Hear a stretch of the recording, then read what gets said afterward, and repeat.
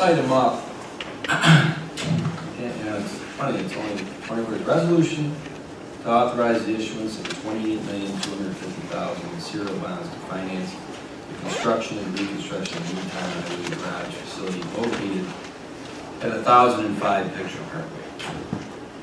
I don't know, what does that take me, about 6 seconds to read that? So before we vote on that, because it is a serious thing, it's a seminal moment in this town's history. The last one of these that was built was 54 years ago. My guess is, except for maybe Dwayne's family back there, some of the younger ones, none of us will be around when another one is built. These are 50-year-old things.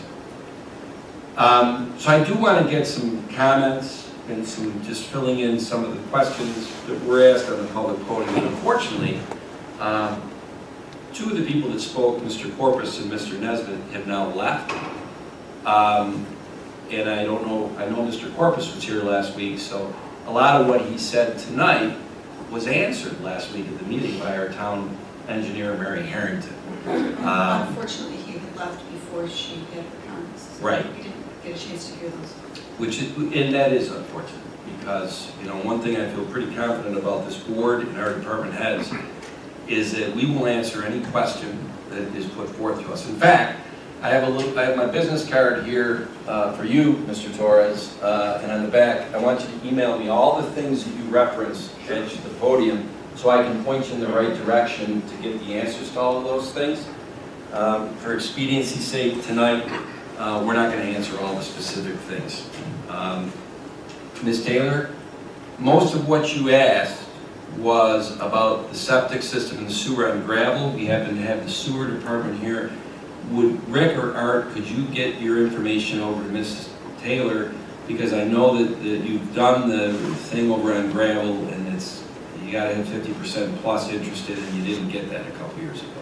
My guess is Ms. Taylor was one of the ones interested, and you can update her on that offline. Yes, we'll see what So, before I hand it off to anybody at this dais to talk, comment, question, before we put forth a very serious vote,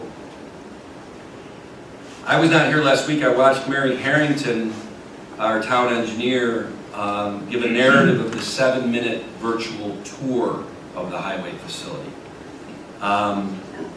Over 3,000 people in the last 2 months have taken that virtual tour. 3,000 people. Many people have taken the actual in-person tour. And Pat, I'll hand this off to you in a little bit. People that came into that in-person tour, very skeptical, very cynical, maybe very like, what are we doing? Took the 30-minute tour, saw it, and saw the reasons why this project is so important.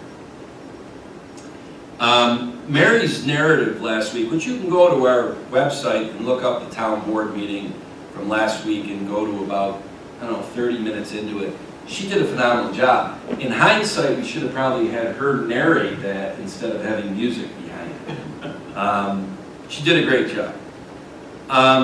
Later on in the meeting last week, there was discussion about the 50% design. I'm not going to get too much into that. Mary said it, but I'm going to hand that off, and I'm sure Councilman Abbott, who is an engineer, can give some more color to the 50% design and how that might not be as big of an issue as some people made it out to today. Well, when you get this 50% design, it's the building itself. It's not the cabinets, it's not the chairs, it's not the tables that are going to go in the building. The building structure itself isn't going to change past 50%. It's what it is. And that's what we're basing the costs on, is what that building is going to be. We've made allotment for incidentals and that in the budget, but it's when you get to 50% design, that's what the building is. The structure's done, there it is on paper. You might have a few walls, additional walls that have to be put in depending on how things work out with placing chairs and desks in office spaces.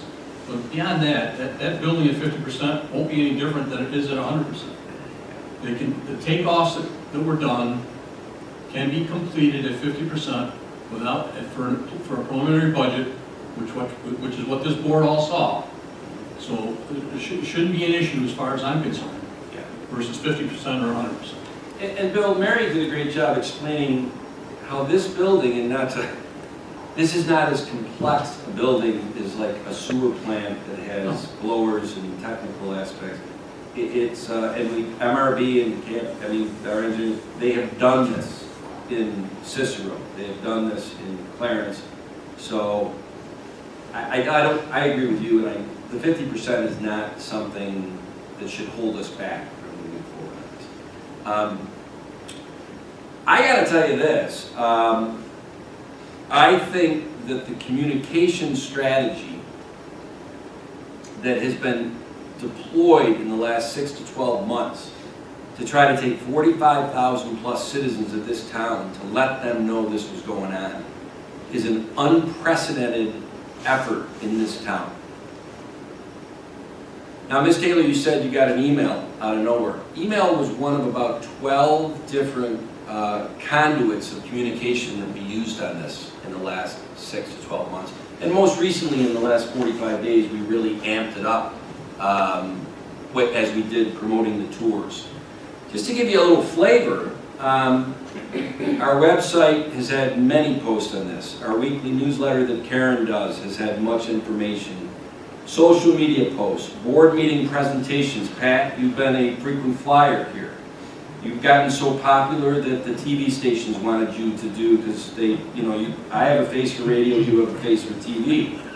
I've done several newspaper articles on this. I'm an accountant, I'm not a good writer, but I've written many, I'd say many, 3 or 4 articles in the last 6 months on this. 3,000 people have taken the virtual tour. 7 minutes, and Karen can figure out that they watched the whole That's 7 out minutes. of 45,000. Okay, I beg your pardon? 45,000 people 45,000 citizens. are going to be affected, and 3,000, The public speaking is done. Thank you, Alright, Mr. sorry. Chair. I was just We clarifying. had the tours that will continue, live tours. And I think it's kind of sad, and this is just, I don't want to put editorializing on this. We're in a world, unfortunately, where keyboard warriors, it's easy to just getting off your hump and getting in and taking a half-an-hour tour to really get educated. I've been disappointed with how many people have actually done it. Some of the people that have given cons on this, that were here tonight and last week, I'm assuming they did not go and take the tour. Is that correct, Pat? Not correct. I think they actually stated that at some point. Okay. They haven't been. Well, it's easier to type and talk than it is to actually act. We had this written up in the quarterly Webster Today magazine. If you live here in Webster, that is the Old Town Times. It's been revamped in the last 3 years, and we get a lot of great feedback that people actually get it, read it. We handed out 2,000 information sheets, about the size of an 8.5 by 11, during the month of January, because people stream into the town hall to pay their county and town taxes. And when they got their receipt for their county and town taxes, they got stapled to it an information sheet that told them about this project. 2,000 people got it. We also had 3 billboards that were at our main public-facing places in town for government. Town Hall, the library, and the rec center. They have QR codes and they say highway project. They're right at the reception desk. I could go on and on. The interesting thing is that through that effort, we did get a lot of feedback. And it was good feedback. It really was. So I don't want people to think that, oh, all of a sudden, in the last 2 weeks we're trying to jam this in and workshops and all that, because that's just simply not the truth.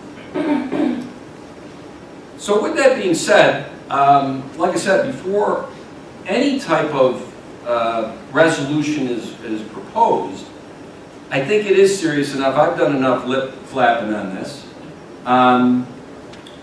Jenny, I'm going to go to you first.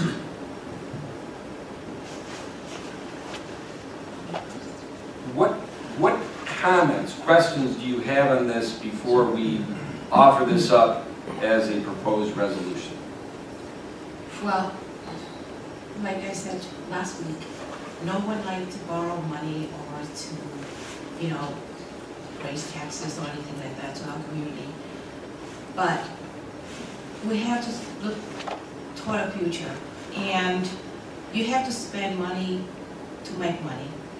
And these facilities and all the things that we have coming is to improve our community and to help the next generations and everything else. Because if you own houses, you know that you have to take care of your house. And if you let it decrepit and you don't take care of it, years pass, and this is what's going to happen. You're going to spend more money. When you pass and gone away, the next generation is going to be the one to pay for that.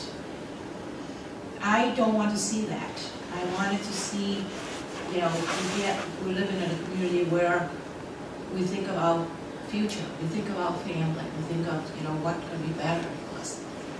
And it's hard to say, this is, it is a lot of money, but we are going to look into grants. We're going to try to, I know that the Environmental Bond Act have passed in November, for $3 billion. And we can look into it and to see if we can, get some of those grants, for our sewer department and other grants, for our highway department and, other things that we are planning to do for the future. Thanks. Paul, from a finance director standpoint, is there anything you have heard or heard tonight or heard last week or some of the comments that have come in that you can opine on? Well, I mean, there's a lot of concern over the tax rate for sure. As we said in previous meetings, we isolated this project, you're looking at about 50 cents per thousand. Obviously, there are several other projects that look like they're going to take place. And the tax rates will be going up. That's why we're going to do all we can to secure grants to minimize that. And we do have healthy surplus. We can use that surplus as a revenue in certain years to minimize the cost. So I would think over the next few years, this is a great time to start utilizing those funds that were put away over many years in the past. And it's funny, Paul, when I watched the video of last week's meeting, after the part about the highway garage facility was done, you went on to the regular agenda items, budget transfers, closing out capital projects.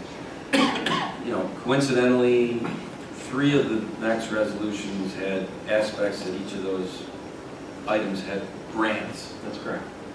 It's one thing for an organization to say we're going to apply and maximize our ability to get grants. It's another thing to show that our past history is we are getting these grants. Yeah. So, and as we've said in many of our communications, unfortunately, you can't apply to the federal government, to the state government, to the county, to anybody who gives grants for projects like this and say, hey, we're applying for a grant. If you give it to us, well, then we're going to move on with the town board bonding it and doing design and doing bids and all that. That's not how it works. You have to show those agencies that you are serious about doing the project and that you've committed to doing the project. It's as simple as that. So, thanks, Paul. Well, if we're on 28.5 million, we don't necessarily have to spend all of it. Is that correct or no? Right, John, I was just going to say, just because we're bonding, you're actually required to bond what you believe the full cost of the project is going to be, which is typically based on an engineer's estimate. You're required to bond that full amount, even though bids can come in much lower. You might get grants to reduce the costs. You might use surplus to reduce the cost. It is a lot you need to borrow the full amount. Don't necessarily going to cost that. Now, Pat, I had taken a tour a number of years ago with our friend Joe Herbst, and I again took a tour with Pat last week, and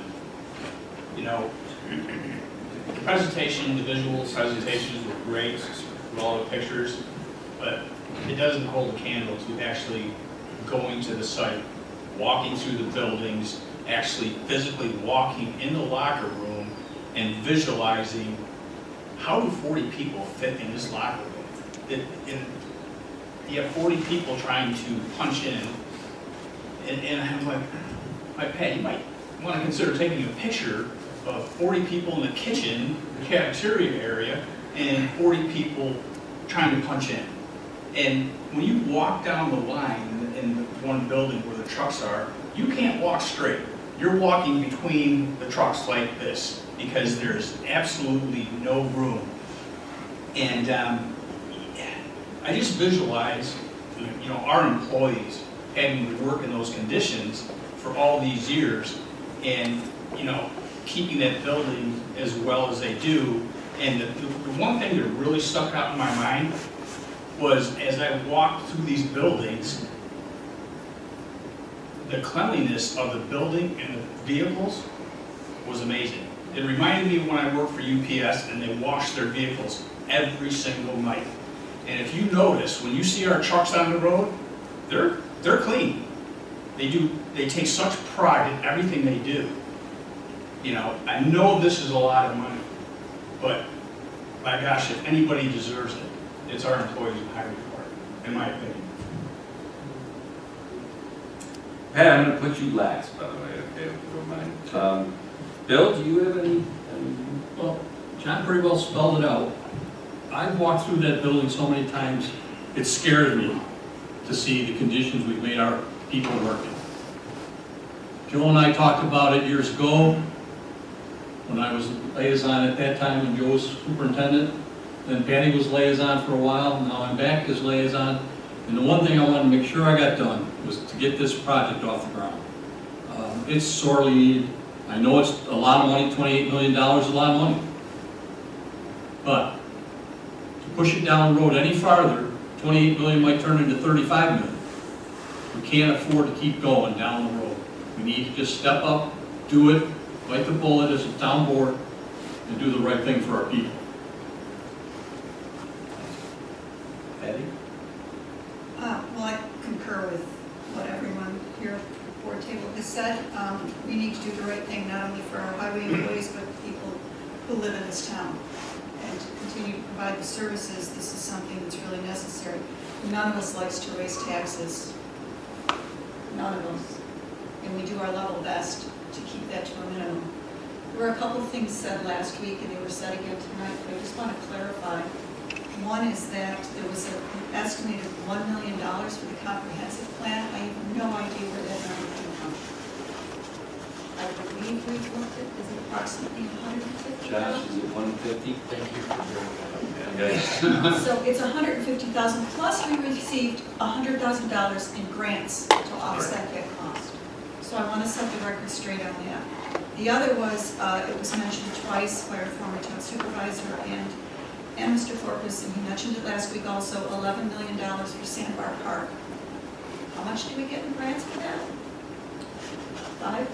I think we're. Under 5 million And we bonded 9.5. to offset that. Yeah.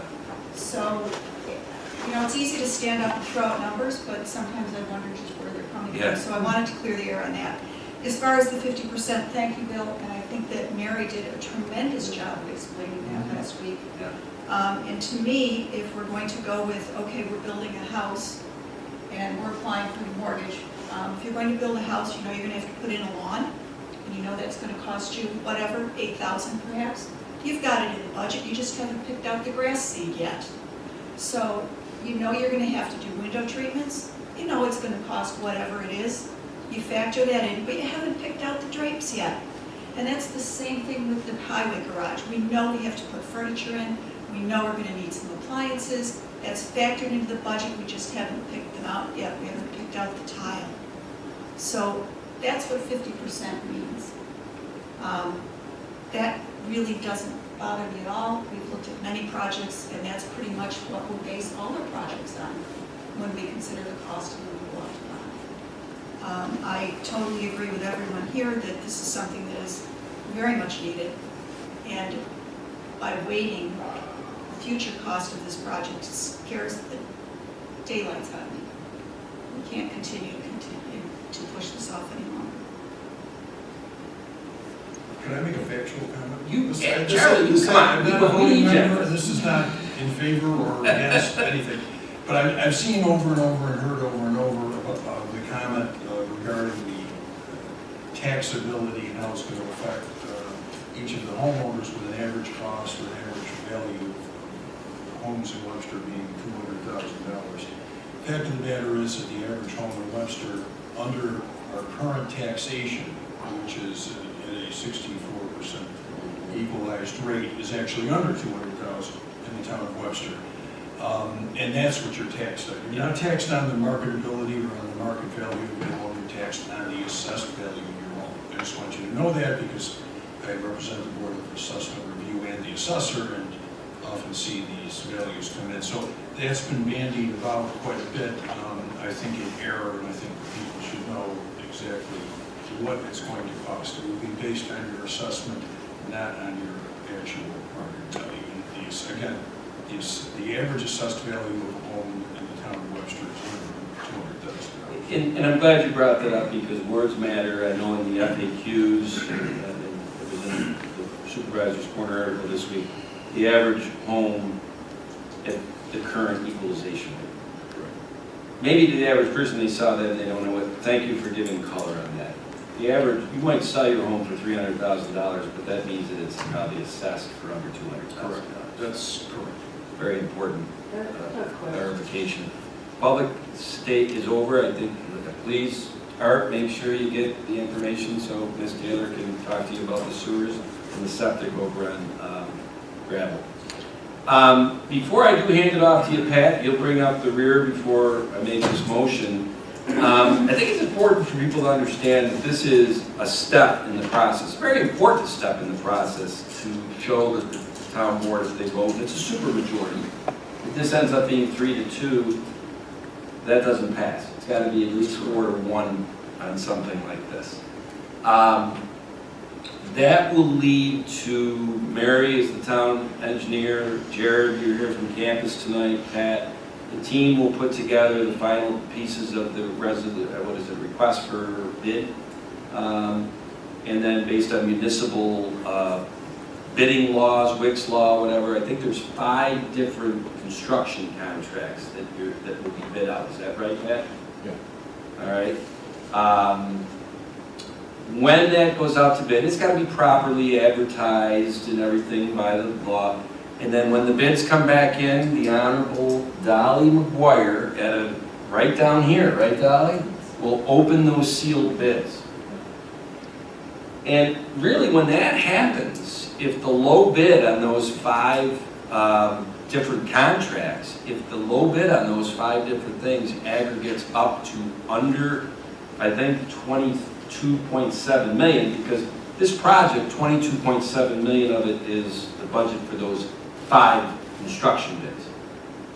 We're going to know probably in 5 months, less than 5 months, based on the timeline of the next action steps, what those bids will come in at. And I think it's important for people to understand that because just because the board is making that commitment tonight, that doesn't mean that Paul is going to go out tomorrow and ask the bank for $28 million. Correct? Correct. It's well down the road. It's well down the road because what could happen is that those bids come in for an aggregate of 19 million. And so we're already 3 million ahead, 4 million ahead.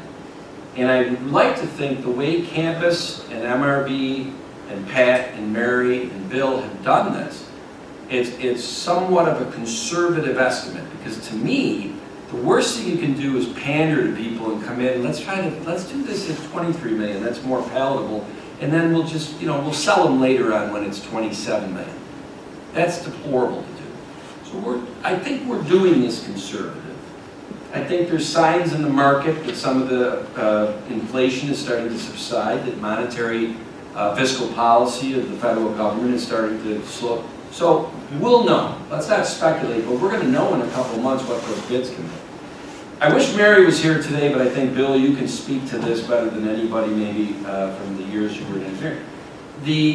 the soft cost, or, you know, as somebody said last week, the slush fund, but Mary explained it in great detail of what it was. At the end of the day, that's still time and materials, right? It's a combination of time, materials, and actual bids that we have. Right. Engineering costs are in that, we already have that contract.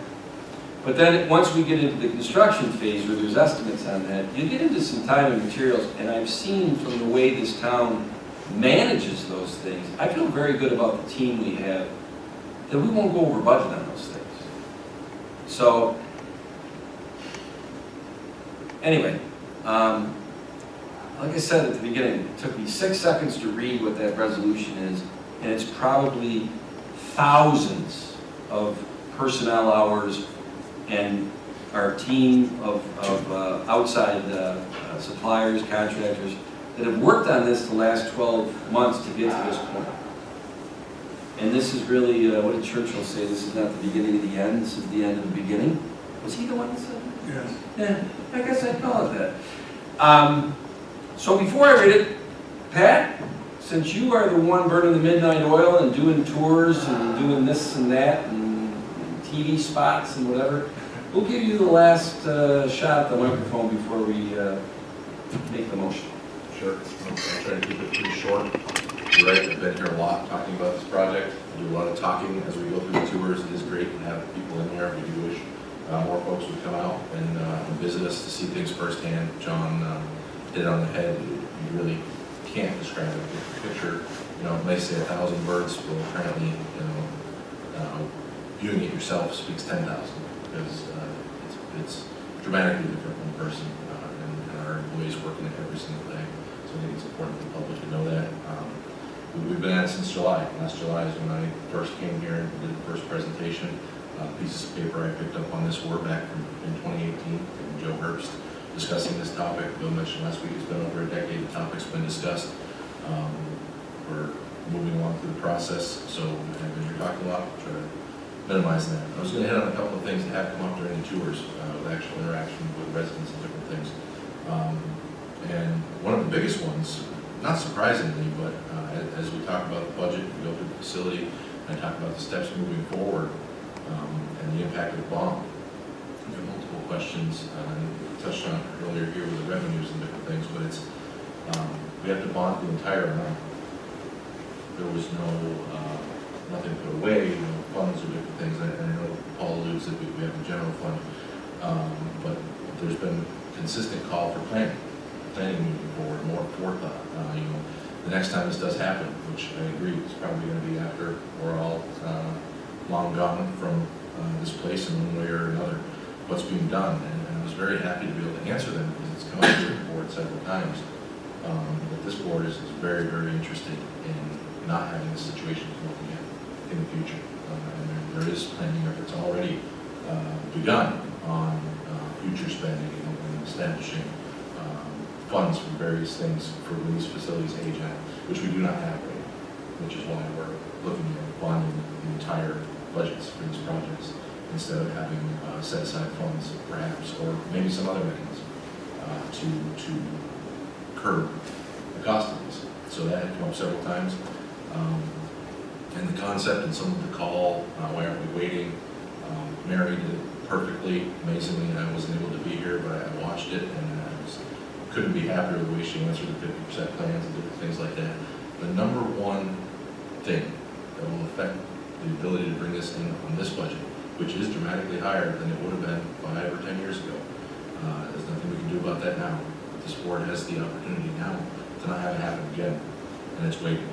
So the call to wait until this happens, wait till that happens. If we alter the schedule on this right now, the way the market is, even a month, it can cost thousands, if not millions of dollars more. Easily within a year, it could be millions of additional dollars. And Patty touched on it, that is the scariest part. It is for me too. So for this step to happen, and then the sequence that we have is critical.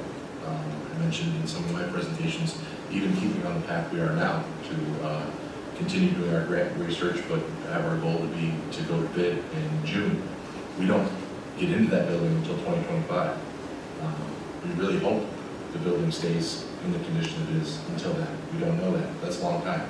the 2-year construction time for a facility like this is critical. So really keeping this on schedule, the schedule that we've developed to get it to bid and get it constructed is the number one thing that will save taxpayers money. To not do that will cost them greatly in the future. Eventually we will have a failure, and at that point it'll be dramatically more expensive. We'll have relocation costs, equipment damage, you name it, that will occur, and God forbid, injuries. So this is the path, and the most critical part about it is to stay on schedule. So that's pretty much it. All righty, well, we just spent a half an hour since the opening to the mic, so but I think it deserved that, instead of just running to make the motion. But without further ado, unless anybody else has anything to say at the dais here, I'm going to make a motion of the town board of the town of Webster, Monroe County, New York, the town authorizing the construction and reconstruction of a new town highway department facility, stating the maximum estimated cost thereof is $28,250,000, appropriating said amount therefore and authorizing the issuance of up to $28,250,000 in serial bonds of the town to finance said appropriation. At a regular meeting of the Webster Town Board, the town of Webster, Monroe County, New York, held at the town board meeting room at 1002 Ridge Road, Webster, New York, on the 23rd day of February, 2023. Those present were Supervisor Tom Clardy, Councilman Bill Abbott, Councilman John Cahill, Councilwoman and Deputy Supervisor Patty Cataldi, and Councilwoman Jenny Nguyen. Following resolution is offered by the town supervisor and moved into adoption. Whereas the town board, the town of Webster, proposes to authorize the issuance of $28,250,000 in serial bonds of the town to finance the construction and reconstruction of a new town highway department facility on then town-owned parcels of land in Webster, New York, and in and for the town of Webster, Monroe County, New York, at 1005 Picture Parkway, tax parcel numbers 079.07-1-10 and 064.19-2-20.11, and to the demolition of the town's existing highway department structure, the project at an estimated cost of $28,250,000, and whereas by resolutions adopted on December 15th, 2022, the town board determined that actions to be undertaken in connection with the project collectively, the action constituted a Type 1 action pursuant to the provisions of the New York State Environmental Quality Review Act and regulations promulgated thereunder. The town board assumed lead agency status for the purposes of conducting a coordinated review of the action in accordance with SEQR. And 3, the town board determined that action will not result in any significant adverse environmental impacts, adopted a negative declaration pursuant to SEQR with respect thereto, and directed that a notice of negative declaration be filed and published to the extent required under SEQR. And whereas the town board now wishes to appropriate funds for the project and to authorize the issuance of the town's serial bonds and bond anticipation notes to be issued to finance the aforementioned specific object or purpose. Now therefore be it resolved, serial bonds of the town in the principal amount of $28,250,000 are hereby authorized to be issued pursuant to the provisions of local finance law constituting Chapter 33A of the Consolidated Laws of the State of New York to finance the aforementioned class object or purpose. The town supervisor is hereby further authorized to take such actions and execute such documents as may be necessary to ensure the continued status of the interest on the bonds authorized by this resolution and any notes issued in anticipation thereof.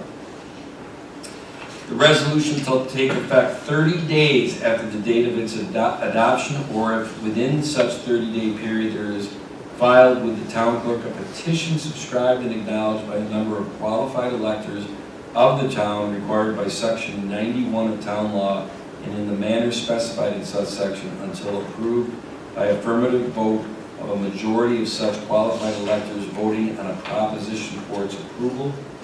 Upon this resolution becoming effective, the town clerk is hereby authorized and directed to cause a copy of this resolution or summary thereof to be published together with a notice attached in substantially the form as prescribed in section 81.00 of the law in the official newspapers of the town for such purpose, together with a notice of the town clerk substantially the form provided in section 81.00 of the law. That is my motion. Second. Supervisor Flaherty, Aye? Councilman Abbott, Aye. Councilwoman Cataldi, Aye. Councilman Cahill, Aye. Councilwoman Wynn. Aye. And that is the end of the beginning. Well, and I will say that, yes, this vote was 5-0, but it was with careful consideration and certainly much discussion. You're still there, Joe. Do you remember when I first came into your office, like 2 weeks after I got elected, and I wanted to sit down and get briefed by you? Remember the first thing you hit me with? You gotta get this highway garage built. And I'm gone, and you're still here. That's right. I have an effect on